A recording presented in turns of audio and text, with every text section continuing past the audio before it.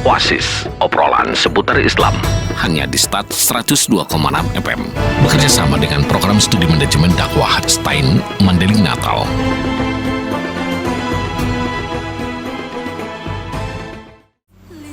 Assalamualaikum warahmatullahi wabarakatuh. 102,6 FM Star, serasi suara, satu kata penuh makna, pasti selalu di hati.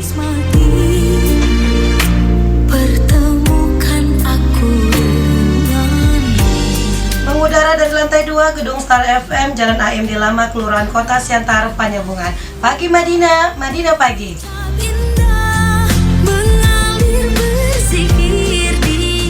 Sahabat Star FM, bersama saya Siti Rahma Harahap, kita akan bersama-sama mengupas tuntas kajian keislaman yang akan membuka cakrawala berpikir kita tentang Islam itu bagaimana.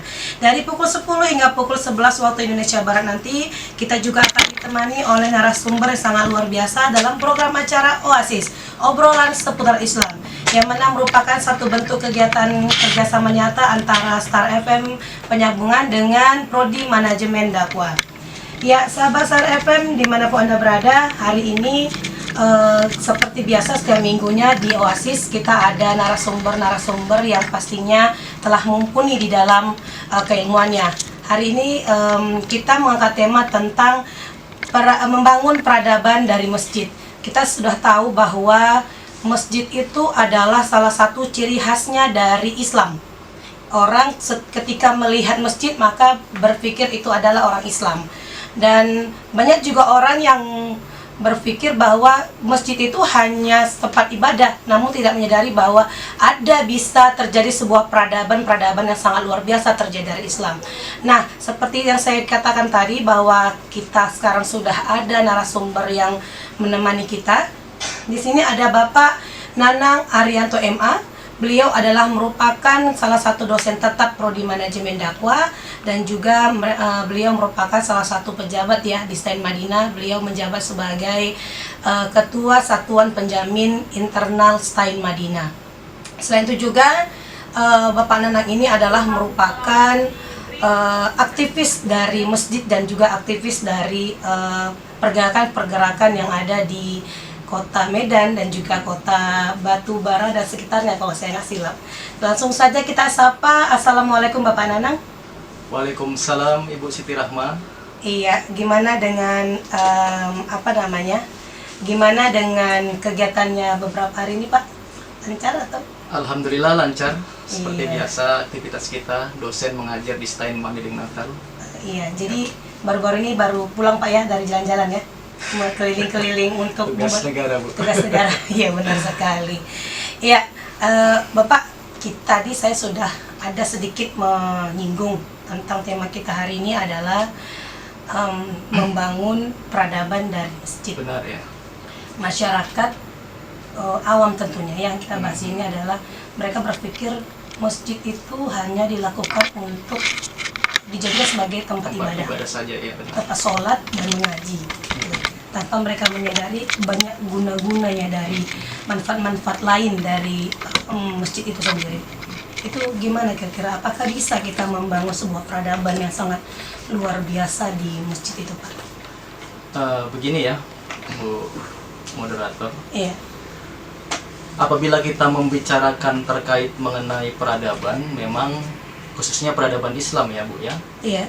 Kita tidak mungkin mengelakkan atau menafikan masjid itu sendiri, karena apapun ceritanya, tonggak-tonggak sejarah sudah memberi informasi kepada kita bahwa keemasan Islam itu, kejayaan Islam itu ya memang sentralnya itu dari masjid. Jadi nggak bisa kita nafikan bahwasannya peradaban Islam itu tidak bisa menafikan masjid, harus back to masjid, kembali ke masjid kalau ingin mengembalikan peradaban Islam yang luar biasa itu. Jadi sebenarnya peradaban itu sebenarnya apa sih Pak? Karena orang berpikir peradaban itu apa? Betul, ya? Betul. Apa kira-kira ini peradaban? Kadang orang sering menyamakan peradaban dengan kebudayaan, beda ya. Jadi kalau peradaban itu kan segala sesuatu bentuk kemajuan dia. Itu peradaban. Kemajuan dalam bidang apapun, misalkan dalam bidang pendidikan, sosial, politik dan lain sebagainya, itu dimaksud dalam bentuk peradaban, dan itu nanti apabila berlaku secara kontinu dan berkesinambungan menjadi sebuah kebudayaan yang diadopsi oleh masyarakat, khususnya hari ini yang mau kita singgung adalah masyarakat Islam tentunya. Seperti itu. Jadi sebenarnya dari peradaban dulu baru ada kebudayaan atau ya, peradaban yang maju menjadi sebuah kebudayaan yang secara kontinu dan berkesinambungan. Jadi yang melakukan peradaban ini adalah manusia-manusia itu sendiri. Ya, pelakunya manusia. Pelakunya manusia. Berarti kita pun sebagai manusia harus bijak begitu ya. Ya, benar. Bijak-bijak dalam memperlakukan sebuah peradaban jadi sebuah peradaban yang positif. Positif ya. Jadi berkaitan dengan masjid. Ya, masjidnya. Menurut Bapak sendiri bisa nggak kira-kira masjid itu apa saja maksud saya yang bisa kita lakukan untuk membuat sebuah gebrakan peradaban yang sangat luar biasa di masjid ini? Seperti pikiran seperti apa saja gitu? Ya, perlu kita ingatkan ya kepada saya sendiri bahkan atau kepada teman-teman sekalian atau para pendengar bahwa berbicara tentang Islam kita pasti berbicara tentang masjid. Itu ibarat dua sisi mata uang yang tak terpisahkan antara Islam dan masjid ya. Kemudian dalam sejarah juga itu dipraktekkan oleh Rasulullah, kemudian diikuti oleh para sahabat, kemudian diikuti para tabi'in dan para pengembang Islam sampai ke wilayah Eropa, bahkan sampai kepada wilayah Nusantara juga. Sewaktu menyebarkan agama, ya pertama sekali yang dibangun itu masjid. Kemudian masjid juga dijadikan pada waktu itu sebagai sentral aktivitas umat Islam dalam bidang apapun itu, dalam bidang pendidikan ya, kepada masyarakat, kemudian dalam bidang ekonomi bahkan ya itu bisa nanti kita jadikan masjid sebagai sentral seperti itu Bu Rara. Berarti sebagai sentral kegiatan umat Islam. Berarti kalau kita kaitkan dengan keilmuan dakwah lainnya. Ya benar ya. Bahwa Islam itu merupakan agama dakwah. Ya. Karena berkat dakwah Islam itu bisa tersiarkan. Yang menjadi satu mediasinya dari penyiaran Islam itu adalah di masjid itu sendiri. Iya, masjid jadi simbol siar Islam ya. Ya, masjid sebagai simbol siar Islam. Oh, berarti kita ini harus mendudukkan juga nih ya masyarakat luas bahwa jangan hanya berpikir masjid itu sebagai tempat ibadah saja. Iya, benar. Bolehlah digunakan untuk kegiatan pendidikan. Agaknya memang kita terlalu mengkerdilkan fungsi masjid kalau hari ini hanya kita pergunakan sebagai tempat ibadah saja. Padahal Rasulullah sendiri dan para sahabat sudah memberitahu dan menginformasikan kepada kita bahwasannya bukan ini aja loh fungsi masjid. Banyak yang bisa kita berdayakan di masjid itu. Ya, seperti itu kira-kira. Iya benar. Karena sekarang pun banyak juga permasalahan-permasalahan masjid ini, masyarakat ingin membuat kegiatan tidak dipersilahkan oleh pengurus masjid karena takut kotor. Ya, ya itu. Nanti apa gitu kan? Ya, paham-paham yang keliru itu ya Bu ya. Iya. Jadi memang harus kita beritahu juga nih ya bahwa jangan berpikir sempit tentang fungsi masjid itu sendiri. Ya benar. Oke. Sebelum kita lihat sejarah, ya Siap. karena manusia yang mengetahui diri sendiri adalah orang yang tahu tentang sejarah. Jas merah. Iya. Siap. Sebelum kita lanjut ke sejarah masjid tersebut, kita akan iklan dulu. Yang satu ini tetap di 102,6 FM. Hubungan yang harmonis mencegah tindak kekerasan terhadap perempuan dan anak.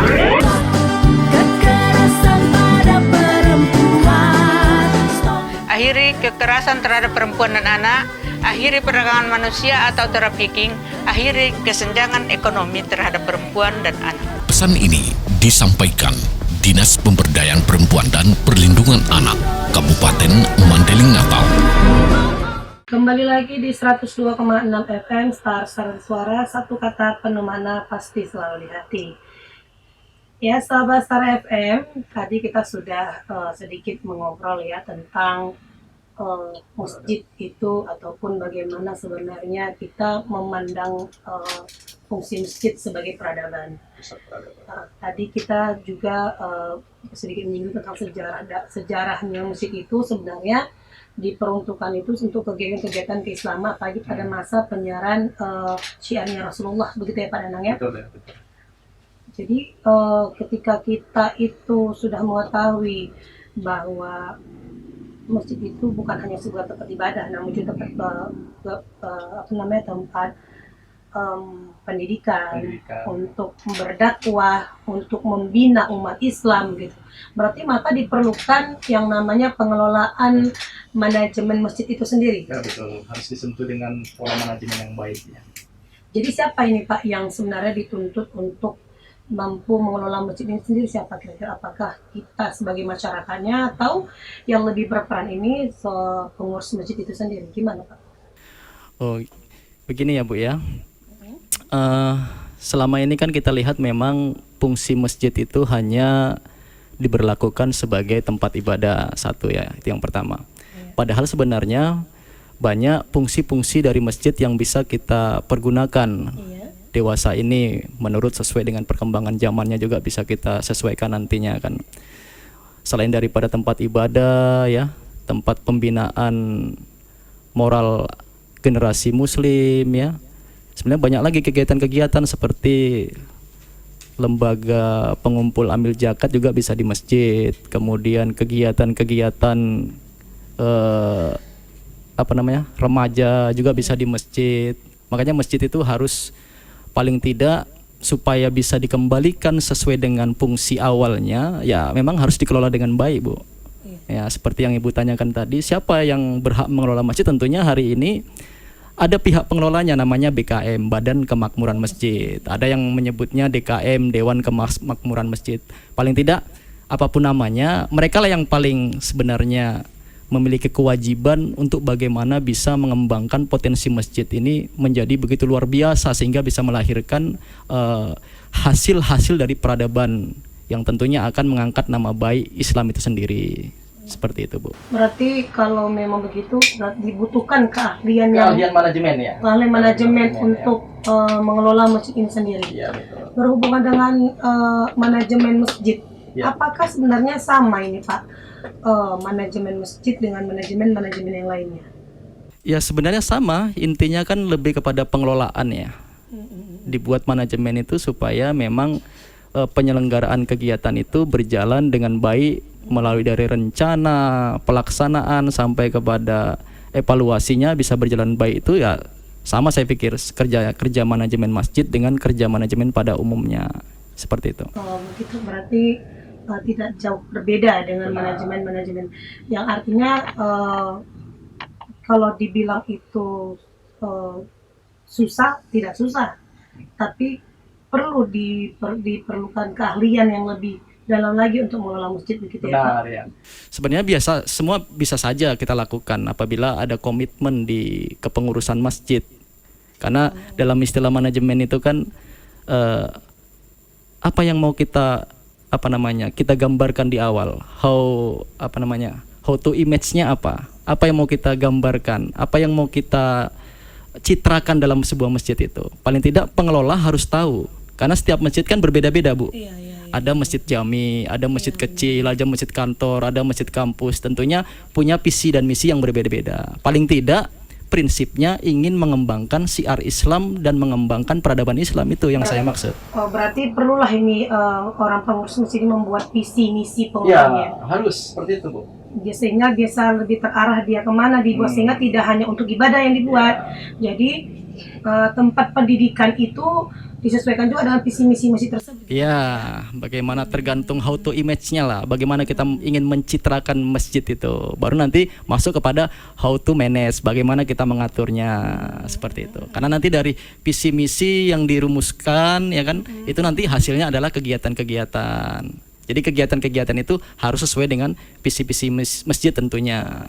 Berarti kalau jika sudah terkelola dengan baik, betul, berarti tidak menutup kemungkinan ini masjid ini akan menjadi ramai.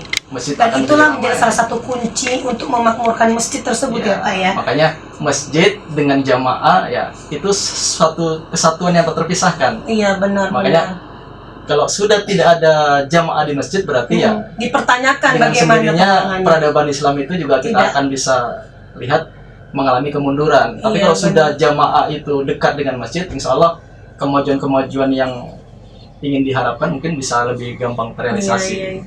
Artinya sebuah peradaban itu akan muncul ketika banyaknya sebuah jamaah dalam masjid. Nah, untuk untuk memakmurkan jamaah yang banyak ini dibutuhkan juga kita trik-trik dan manajemen yang baik dalam masjid, dan itu dikelola oleh pengelolanya gitu. Jadi pengelola masjid itu memang harus memiliki keterampilan khusus dalam mengelola manajemen ya, dalam mengelola masjid tentunya. Sehingga nantinya produk-produk atau kegiatan-kegiatan masjid itu terkesan tidak monoton, hanya sekedar ibadah-ibadah saja. Bagaimana kita menciptakan masjid yang mandiri, itu penting juga dibuat. Kenapa? Kalau masjid sudah mandiri, tentunya nanti kegiatan-kegiatannya itu bisa berefek langsung kepada masyarakat. Yang dimaksud dengan mandiri itu begini Bu, misalkan hari ini kan kita lihat banyak masjid itu yang memang hanya mengelola infaknya dalam bentuk infak konsumtif ya. Infak konsumtif itu misalkan ada infak dari masyarakat, kemudian hanya dipergunakan untuk misalnya kegiatan A, B dan lain sebagainya untuk bayar khotib atau untuk biaya kebersihan, bayar listrik, seperti itu saja. Itu namanya model pengelolaan konsumtif. Paling tidak kalau dikelola dengan baik, ingin dikelola dengan baik, harus mempergunakan metode pengelolaan produktif. Artinya bagaimana seorang pengelola masjid ini bisa memiliki UKM-nya ya, UKM ya, memiliki badan usaha. Badan usaha ya, benar. Tentunya nanti bisa bersentuhan langsung hasilnya dengan jamaah. Iya, benar-benar. Dan ini sangat dibutuhkan peran sertanya pemerintah ya. Ya, pemerintah juga paling tidak itu sebuah kekuatan ya. Kalau sudah pemerintah sudah memberikan perhatian, ya itu sudah keutamaan yang luar biasa sekali. Iya, benar sekali. Iya. Karena banyak juga nih kan, sangat miris sekali banyak masjid-masjid di Indonesia khususnya di sekitar Mandailing lah kita katakan. Banyak masjid dibangun, namun masih sedikit jamaah-jamaah yang belum banyak di situ, apalagi masih banyak juga masjid-masjid yang belum mandiri. Memang pada hari ini Bu, kalau kita lihat dalam pembangunan fisik luar biasa masjid, tapi dalam membangun kualitas jamaahnya masih dipertanyakan seperti itu. Berarti perlulah kita membina kualitas jamaahnya. Berarti artinya ketika kita sudah mampu mengelola masjid itu dengan baik, maka masjid pun akan makmur. Tidak hanya dipandang dari kemakmuran masjid yang secara fisik, tapi non fisik juga bisa dilihat dari bentuk kegiatannya. Dan itulah yang dia katakan peradaban, kemajuan peradaban dari masjid. Oke, semakin luar biasa saya pikir untuk membahas masjid, karena sangat banyak sebenarnya Pak konflik masjid ini. Kadang ada masjid yang terlalu besar tapi tidak dimanfaatkan, ada yang kecil tapi banyak kegiatan. Oke lah. Nanti kita akan bahas lagi Pak setelah satu lagu yang akan kita putarkan. Tetap di 102,6 Star FM.